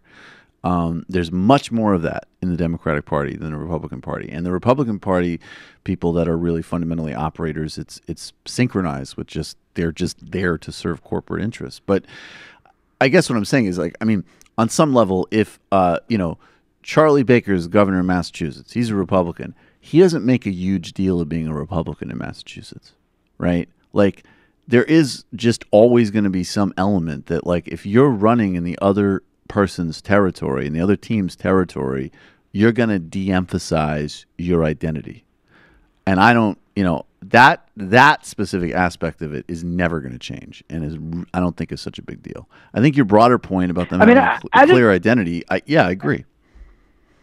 I just feel like we're in an age of massive digital communication that's nearly universal and instantaneous. So our elections are all inevitably nationalized now. Yeah. And so if you ask somebody on the street, what does the National Democratic Party stand for, broadly speaking, can you tell me anything at all? I'm not sure they'll come up with anything except the things that you mentioned earlier, gay marriage, things like that, things where the right doesn't have quite as much money tied up in opposing, because there's a lot more money out there floating that wants to make sure there are more fracking wells built, right, than there is to make sure that marriage equality is reversed in this country, right? Right. No, I agree. But I appreciate the conversation with you. No, I think you're right. I think you're totally right about that part. I think you're right. And I think that, obviously, I mean, we already know this. There's a battle on the economic issues. I want to end with one thing that I saw that I know you'll like about Stephen Hawking. Yeah, worlds colliding, man. Somebody asked him once, hey, what's your IQ? And I'm paraphrasing, but he said something like, I have no idea. People who are concerned with their IQ are losers. That is so beautiful. We got y'all have a good one, MR fam. Yeah. Thank you. That's an amazing. Hopefully, we can find some version of that quote. You're calling from a 610 area code. Who are you? Where are you calling from? Hey, this is Mike from PA. I'm going to get cryptic. Oh, that's not bad. That's not bad. Hey, buddy. Hey, how you doing, man? More so what's Connor happening? Lamb discussion, if you're up for it. Of course, I was expecting it from you. So the first thing I want to say is this was a 0% National Democratic victory. Mm-hmm. This is a 100% Pennsylvania Dems won this. The DCCC basically did nothing. Connor Lamb was picked by his local Democrats. No, and his campaign did they do was nothing, or by, did they just stay discreet? They did the they did the bare minimum. Okay. 1 second. Oh, take your time. It's not like you're not on a national program, Mike. Anyway, yeah. Sorry, I thought it was okay for Ronald Reagan. He took like 15 seconds. Well, that was a bit. That was a bit. That was a bit, man. I know. Yeah, they did barely anything. I mean, like, their national Republicans pumped $12 million in, and the National Democrats gave $800,000. Right. So you can feel the scale of how much effort they put in. Right. And from talking to people that were on the ground there were like 4 major groups that carried this campaign. Mm-hmm. It was the United Mine Workers, it was the United Steel Workers, it was SEIU, yep, and it was these indivisible groups. Mm. And Connor Lamb even. So that's the suburban contingent. That's right. Okay. So, and the swing was kind of universal for Lamb. Like, he basically gained 12 points on Hillary in every single community. Mm. So, and he actually won the majority of precincts. And just so you understand how Republican this district is, it's voted for every Republican since Bush, like every presidential election. Wow. This is not a Democratic district for the last 20 years. Right. It's not a swing district. It's a Republican district. Yeah. There's some nitpicks people have, but honestly, he didn't run that far to the center. Like he said, I'm personally against abortion, but I support a woman's right to choose. Now, that's rhetoric. Yeah, I agree. That's not actually being pro-life. Yeah, no, I have no problem with that whatsoever, of course. And he was pretty solid on labor and the income issues. Exactly. One of the things about Saccone was he was basically one of Pennsylvania's biggest right-to-work pushers. He's been trying to get that enacted here forever. And that was really locally a big, big issue because there is a lot of these retired steel workers and coal miners and guys that like Trump, but they were worried about their pensions, and Saccone was just like, no, I'm right to work. Right. I don't care about your pension. Right. And they made it about those material interests of the voters. And that's why he was able to pull this out. You know, so what do you think he's going to be like? The other thing that was really... Do you think? I mean, go ahead. Yeah. The thing that's interesting, though, is this is the worst-case scenario for the Republican Party because Connor Lamb managed to keep all those suburban Republicans who hate Trump while also gaining back a lot of those white working-class voters in the rural areas. So that's why he was able to win. This is a 95% white district. So there is no minority population for him to lean on. This was white voters swinging the other way. Mm-hmm. So this is what's dangerous for the Republicans because if they lose this much ground in a district like this, I mean, there's 100 and some seats up for grabs then. Yeah, no, there's no doubt. I mean, this is I've been optimistic for a while, but this result definitely, and again, please, don't get complacent. It's a long time till election day. There's a million things to do, but I mean, it's a very undeniable. It's an undeniable trend right now. What do you think he's going to be like in office? I mean, because maybe he won't particularly stand out, but do you think he at the very least has to stay true on these labor and spending issues, because it seems to me that there's no way he can, if he comes out, because it seems like with the indivisible and the suburbans who hate Trump crowd, he can just make sure that he gets on TV and says, I thought what, Mr. Trump, how dare you? That was so tasteless. And then with the union guys and the pension people, he can just be there every several times a month being like, hey, I just did this. Yep. I just fought for this amendment. I just stuck this rider in. I just, pure, bread and butter, direct constituent delivery stuff. So, there's another wrinkle that's involved here that, so we know about the maps being thrown out, but Connor Lamb actually lives in the newest, it's basically Pittsburgh's 2nd congressional district, and the other one is safe blue, but this one is dead even. And he'll be running against an incumbent Republican. And in the area that was part of the 18th, that's now part of this congressional district for Pittsburgh, he won 61% of the vote, whereas Hillary Clinton got 49% of the vote in that area. And he's going to have a huge advantage on taking on another incumbent Republican. And this is one of those seats that's going to make Pennsylvania, instead of something like 8-10 Democrat-Republican, to 10-8. So this is a huge strategic advantage for the Democrats nationwide and puts another seat very much in play. And the way that's going to relate back to his politics is I think he's going to end up trending more and more liberal because he was running for the 18th and now he's running for this new swing district that's going to have a lot more Democratic voters in it. So great. I don't think he's going to end up being that bad. Oh, that's great. All right, well, great results. Mike, all right, Mike. Thanks, man. Appreciate it. Hope it wasn't too cryptic. That was really cryptic. All right, let's actually go through these briefly. Students yesterday across the nation basically did walkouts and protests and marches to take on the American gun cartel that threatens our health and has cost many lives in this country already. We're just going to play. These are students. I believe we have students from Brooklyn, students from Parkland, which is, of course, where this, latest atrocity took place, and also from Michigan. Parkland and Michigan are both aerial footage, and in Brooklyn, we got some students talking to ABC News. I think that there shouldn't be gun violence. I think that we should have universal background checks, and I'm just mad that there's no action by our government representatives. It's all thoughts and prayers, it's all talk. It's a seasonal speech where after a gun violence tragedy, there's a speech talking about how we need change, but there never is change. Yep, that's right. That's we have the aerial footage now, but that guy just nailed it. Put it together, and this is in Cedar Rapids, Michigan. This is aerial footage of City Middle High School students marching against gun violence.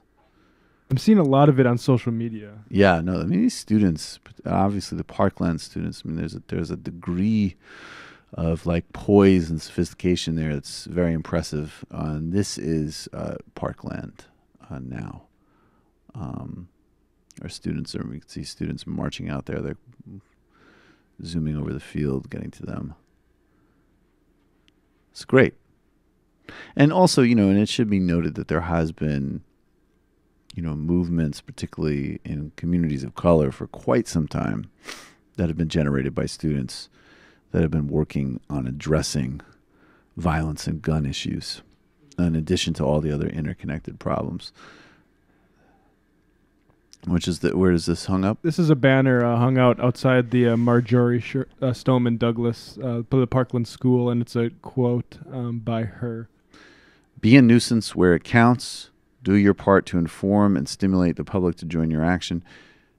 Be depressed, discouraged, and disappointed at failure and disheartening effects of ignorance, greed, corruption, and bad politics, but never give up.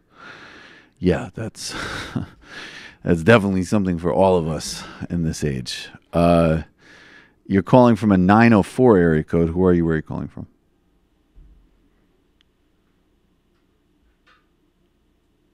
You there, 904? Hello? Hey, you're there. Can you hear me? Yeah, go ahead. Me now? Yep, you're here. Oh, okay. Yeah, sorry, this is James from Jacksonville. Hey, what's going on? The first thing I wanted to say is I loved you mocking Jordan Peterson last night. That was phenomenal. Thank you. And I love all of your impressions. Thank you. I think that you partially make a decent part of the show just with your impressions. I really do think they're great. Oh, thanks so much. And then another thing I wanted to say is, I don't know, I guess part of the reason I like the show, Majority Report, obviously, is just because, like, the interviews you do are about things I would never think to look into, like today about the Mexican politics. I would never have looked into that because I don't think about Mexican politics that often, as most Americans don't. Right. And I just like how you do things like that now I'll think more about that, and I will think about how that will affect American politics, obviously. Yes, it's connected. Yeah, I don't know. I want to say I appreciate that. But thanks, man. Appreciate the call. Question I had? Yeah, go ahead. Oh, sorry. No, go ahead. No, a lot of, like, leftists focus a lot on ideology, like anarcho-communism and, syndicalism and stuff, but do you just really think in America, where the state is pretty much anti-actual leftism, that pragmatism is just more important than ideology? I think I agree with Bhaskar Sunkara on this. We've talked about this a lot. I think we're at a point, and I hear part of your question. I mean, I think, I think that there's a role, particularly if you work in media, where, and I'll get back to Bhaskar in a second, you're supposed to be kind of like a greenhouse of ideas, right? And like, it's good to push the furthermost boundaries of what's available for people to think about. And there's a lot of really important and really good radical ideas from all of these traditions. And the more people know about them and are grounded in them and can potentially organize around them, do things around them, that's an incredibly positive influence on our culture and politics. So that's one thing. And then I also think that heading into the future, what is practical is going to look very radical, because even the idea of quote-unquote pragmatic arrangements in a global economy where capital can move at a moment's notice, where the types of arrangements that might have been settled for a period of time in the 50s and 60s, as an example, I think are much less available now than they were. We're going to have to look at serious strategies that basically means that that the corporate sector does not own the entire process. And some of those answers are going to look and sound really radical. But I also think that as they emerge, and if we survive and go there, a lot of those policies, whether it's a federal job guarantee, whether it's robust antitrust, whether it's what Richard Wolff is talking about with, mass worker cooperative economy, decentralized, breaking up cartels, that's just going to look pragmatic and obvious, because those are the only answers to dealing with what we're facing. And I agree with you. So I think that's how it will play out. I think you're definitely right. Yeah, I appreciate the call, man. All Thanks so right. much. I got all right, have a good one. Yeah, thanks so much. Call back in again soon, because I'm going to try to get as many calls here before we have to leave. You're calling from a 720 area code. Who are you? Where are you calling from? Hey, Brooksy. It's Bertolt Necht calling from Lansing, Michigan. Hey, what's going on, man? Not much. Just took the day on account of the national walkout, even though I'm way older than a high schooler, so I actually had an opportunity to call today. Yeah. So what's on your mind? I actually was going to bring up something related to that, the walkout, because I don't know if you've seen any of the clips from the Washington, D.C. rally. Mm-mm. But Bernie Sanders made a little appearance. There's kind of two takeaways. Go fuck yourselves. They say I'm pro-gun, but you can suck it. Yeah. Well, half of the reactions would have you believing that's exactly what he said. Are you seriously? Are you serious? Oh my God! It is so funny right now. Jesus, if you just search Bernie, not Sanders, but Bernie in a Twitter box, half of the replies are teens losing their minds, like he's the Beatles or something, and then half of them is donut Twitter, doing their thing. Yeah, but I think that kind of tells you the story, right? I mean, it's exactly. Yeah. It's like weird, shut-ins who have in some type of fan fiction where Hillary's president and she's just personally stab Putin with a fork, and they hate Bernie, and then young people that are actually doing this are treating him like a rock star.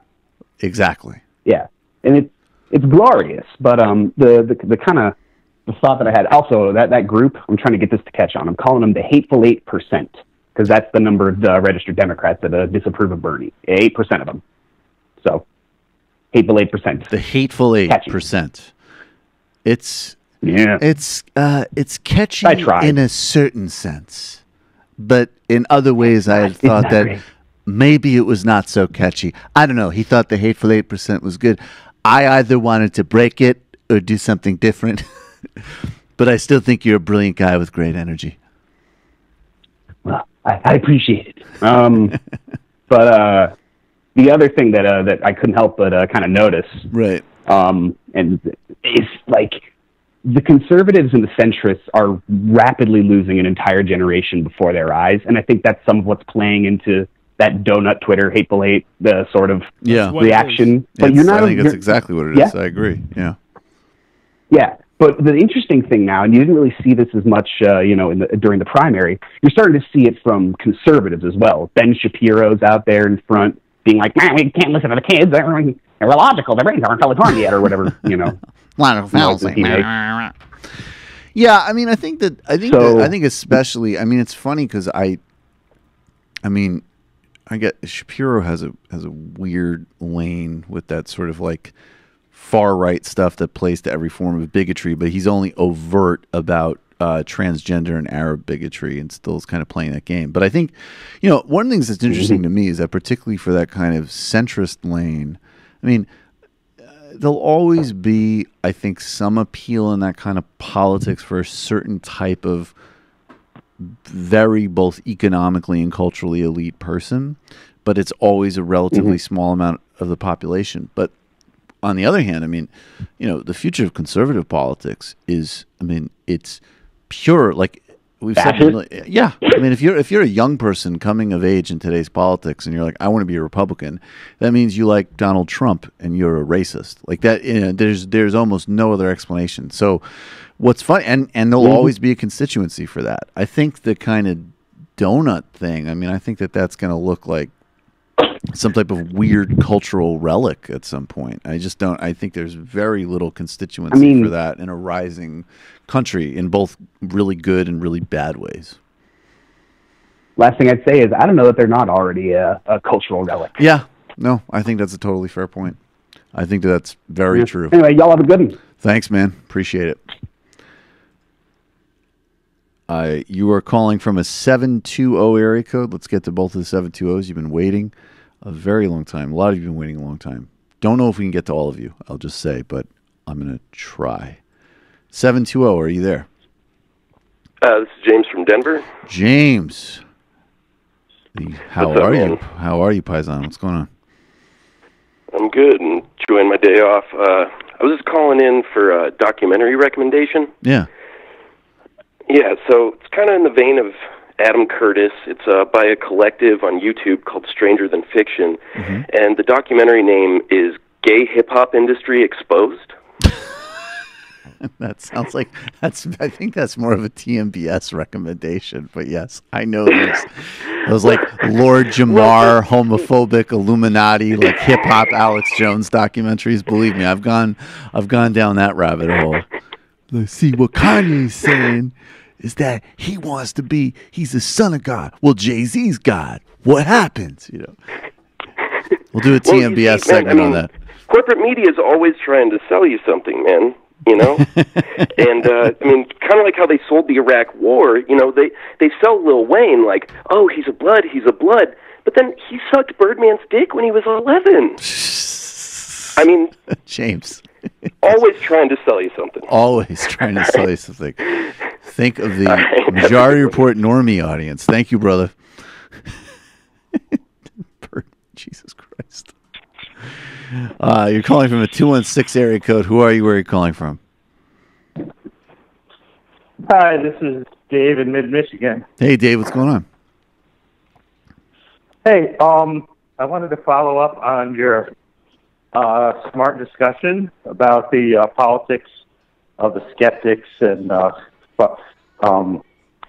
Stephen Hawking.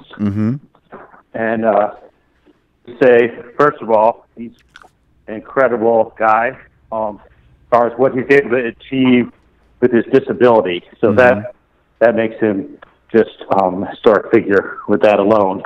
My father has a disability, and he achieved a lot in his career too, which is really inspirational thing to everybody with disabilities. So my comment about the skepticism is, you mentioned the politics of now it's blocking my mind, Carl Sagan. And my comment is, I remember reading the last book Carl Sagan read that he wrote before he died. It was called Demon Haunted World. It was kind of a book where he I think he probably knew it was going to be his last book, and he just laid it all out there as this grumpy old man, just like, these are the things that I'm disappointed have not changed at this point in history. And it was really cool as far as that the politics. And what it was is, the book is like really actually similar to or related to Sam Harris and the Faith book. But the big smart distinction is that what he wrote about in the Demon Haunted World was a broader critique. He didn't just talk about religion. He talked about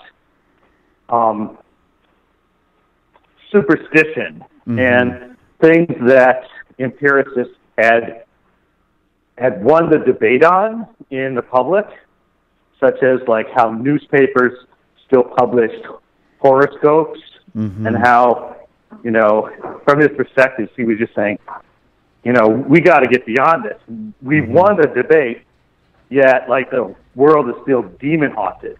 And the other distinction between that and the Sam Harris critique is he narrowed his, while he broadened his critique beyond religion and didn't like single out religious people, he always drew that distinction that the problem was fundamentalism and there's a space for religious people.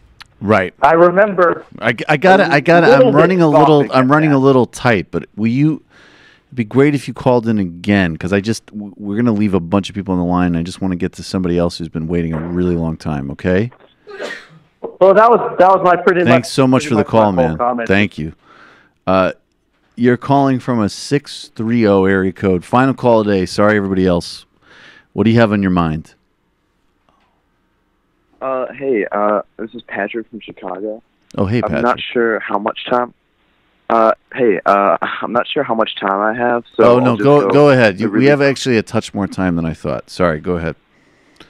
My mistake. Okay. I was rushing a little bit more than I thought than we need to. Go ahead. No problem. Okay. So first, just a really quick guest recommendation. Mm-hmm. There's a poet who's named Kevin Koval, Coval, who got a new book out from Haymarket Books, which is sort of the Chicago, leftist book thing. Yeah. And it's called A People's History of Chicago, kind of in the Zen tradition. And that's cool. Just be a great guest to talk about Chicago politics and how that's informed by capital and people's movements and all that. Oh, that's a cool guest. Could you email that to majorityreporters@gmail.com and just put like attention guest? That would be great. Yeah. All right. Thanks. Yeah, but the bigger thing I want to talk about is we have a primary on Tuesday, and mainly the gubernatorial primary in the Democratic race is between three guys mainly. Two of them are above millionaires plus Chris Kennedy, who is RFK's son, and Right. J.B. Pritzker, who's the heir to a $1 billion fortune. Mm-hmm. And the third guy, Daniel Biss, who is a state senator who's billed himself as a middle-class candidate. But and he's endorsed, by the way, I should add, by the progressive groups you'd want to have been endorsed by, Our Revolution, all some indivisible groups. Mm-hmm. But the thing is that he got some national attention in sort of DSA left circles a couple months ago when he announced his running mate as a Chicago alderman named Carlos Rosa, who was a DSA member, right? Very great young activist, and quickly dropped him from the ticket when the issue of BDS came up. Yep. And Rosa refused to renounce his views on, sanctioning, boycotting Israel. Yep.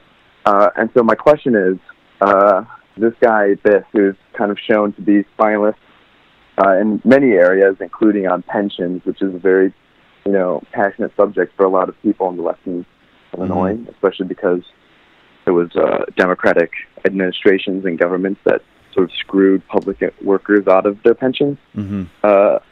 So my question is, do you think that this guy is even worth voting for strategically? Yeah, because probably. Even though he's better. Yeah, probably. I mean, that's just my basic view. You vote for the person that you will have the most potential leverage over. I haven't followed that race closely. It seems to me, compared to the other two candidates, he's the one who, at the very least, is going to be building any type of winning coalition with a left contingent. Right. The BDS stuff, I mean, obviously I support BDS, and I admire Rosa immensely, and I would have done the same thing he did, and, all credit to him, and hopefully people like him are really like the future of politics. But that doesn't contradict the same principle, which is like, vote for, essentially who you can be in a position to pressure. And even really good candidates, that dynamic is still going to work that way. Like, even because the machinery, like Jeremy Corbyn is pretty great on austerity, on inequality, on those issues. He gets elected prime minister, and even in his case, granted it's different because they will try. There's no doubt about it. But the whole machinery of the modern world and how it operates is like antithetical to a lot of that agenda. So, you're going to need to do a lot. So I would say, a governor who isn't massively independently wealthy, who is running to the left, even if he's also like a spineless worm, you're going to be in a far better position. Especially, look, the Israel thing is different, and in some ways it has nothing to do with an Illinois governor's race, and that's just about a pure cynical decision to not piss off donors. And at some point, maybe that dynamic will change if you're going to run a left Democratic primary. But on pensions, if he's been waffling on that, well, there's somebody that the coalition he's trying to put together, you could certainly pressure the hell out of him on that issue. I say, why not? Go vote for him. I'm not saying I'd work for his campaign or put a lot of energy into it, but I go vote for him. Right. Yeah. That's what I was leaning towards. Thanks for the call, man. But, it's always thank you. Appreciate it. All right, final call of the day, and then a few IMs, and then we do have to go. You're calling from a 614 area code. Who are you? Where are you calling from? Hey, this is Jordan. I'm calling from Columbus. Hey, Jordan, what's going on? Oh, not much, man. I was on vacation last week, and I read this book. It's just a quick call to recommend one of the final books by John Kenneth Galbraith. It's called The Culture of Contentment. And we've been kind of struggling over the last few weeks and months and, years to kind of nail down what it is we're up against. And, to call it centrist or centrism isn't true. We know that. It's not actually centrist. It's just the interests that are in power that are driving the whole thing. Right. And, this is one of Galbraith's last books. And say what you want about the guy, and he's pretty frank in here about, his positions of privilege. He got his own ambassadorship, all that kind of stuff. But it's really a total dissection of this thing that he describes as the culture of contentment. And it's basically the axis that exists between what's already been captured and what continues to be cemented. So, like the military budget, that complex of interests, and how that kind of feeds throughout the system, the pharmaceutical nexus of interest and all those kind of things. And to say that we are up against extreme right-wing politics is just to say that we're up against these moneyed interests that have allowed themselves to be tied to extreme right-wing politics. So how we uncouple those things, and the guy's prescriptions are essentially what we've all been talking about, is universal application.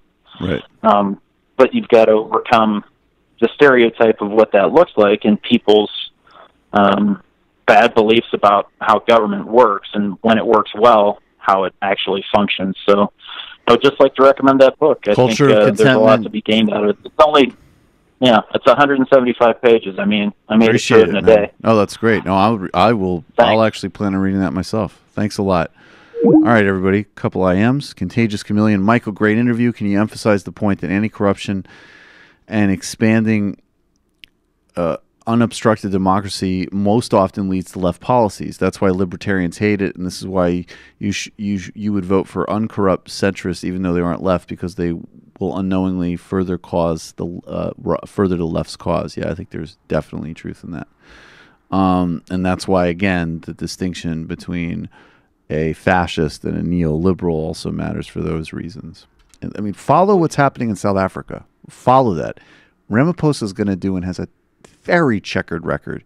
But if he turns into a more of an Mbeki mold and normalizes things, it's not going to deal with the problems, but you will have a potential point to evolve out of it than if you just completely strip and rob the state and create predator capitalism. And if you can't see that difference, you're not going to be able to win. That bit about the unplugging the computers is very instructive, I think, because it shows that, like, even if they are going to resort to unfair tactics, it's still worthwhile to force them to have to go there. Exactly. That was a watershed moment in Mexican political history, exactly, as she described. Ryan Chat, why has no one realized the issue of abortion is a class issue? Only. They have brainwashed people into making them think it's a religious thing. It's code, just like the GOP talks about welfare. The logic is only poor people and blacks have abortion, and as long as they force you to have a baby, you can't afford it, it will keep you from climbing the economic ladder. I myself am son of a black pastor who is not pro-life. Or yeah, that makes a lot of sense. And also, the understanding it as a broader reproductive justice issue as well, because even if it's technically legal, but it's limited in a kind of broader attack on women's health. The propaganda circuit there, though, is definitely religiously inflected. Yeah, right. It's pretty bullprog. It's pretty messed up how Hillary forced all of these ex-Russian intelligence agents to die just so she could start World War III. Sam's right side fadeaway.